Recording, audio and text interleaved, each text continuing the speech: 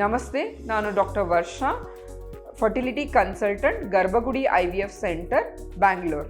IVF fail ಆಗೋದಕ್ಕೆ ಏನೇನು ಕಾರಣಗಳು? So first one, embryo factor. ನಾವು ಒಳ್ಳೆ ಹೆಲ್ದಿಯಾಗಿ ಗುಡ್ ಲುಕಿಂಗ್ ಎಂಬ್ರಿಯೋನ ಟ್ರಾನ್ಸ್ಫರ್ ಮಾಡಿದ್ರೂ ಕೂಡ ಆ ಎಂಬ್ರಿಯೋ ಜೆನೆಟಿಕಲಿ ಅಬ್ನಾರ್ಮಲ್ ಆಗಿರ್ಬೋದು. ಇದರಿಂದ ನಿಮ್ಮ IVF ಪ್ರೆಗ್ನೆನ್ಸಿ ಫೇಲ್ ಆಗಿರ್ಬೋದು. ಎರಡನೇ ರೀಸನ್ನು ಇಂಪ್ಲಾಂಟೇಷನ್ ಫೇಲ್ಯೂರ್ ಅಂತ ಕರಿತೀವಿ.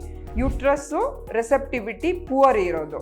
ಯಾಕಂದರೆ ಇದು ನಾನಾ ಕಾರಣಗಳಿಂದ ಆಗತ್ತೆ. ಗರ್ಭಚೀಲದಲ್ಲಿ ಇನ್ಫೆಕ್ಷನ್ ಮತ್ತು ಇನ್ಫ್ಲಮೇಷನ್ ಇರ್ಬೋದು, ಅಥವಾ ನಿಮ್ಮ ಇಮ್ಯುನಾಲಜಿಕಲ್ ರೀಸನ್ ಇರ್ಬೋದು, ಅಥವಾ ನಿಮ್ಮ ಇಂಪ್ಲಾಂಟೇಷನ್ ವಿಂಡೋ ಡಿಸ್ಟರ್ಬ್ ಆಗಿರಬಹುದು.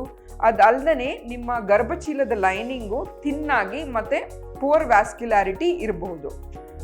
ಮೂರನೇ ರೀಸನ್ನು, ನಾನಾ ರೀತಿಯ ಹಾರ್ಮೋನ್ಗಳು ಡಿಸ್ಟರ್ಬೆನ್ಸ್ ಇದ್ದರೆ ನಿಮ್ಮ IVF ಫೇಲ್ಯೂರ್ ಆಗೋ ಸಾಧ್ಯತೆ ಜಾಸ್ತಿ.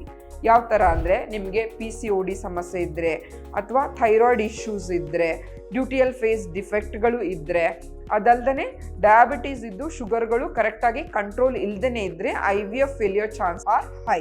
ನಾಲ್ಕನೇ ರೀಸನ್ನು, ನಿಮ್ಮ ಲೈಫ್ ಸ್ಟೈಲ್ ಫ್ಯಾಕ್ಟರ್ಸ್.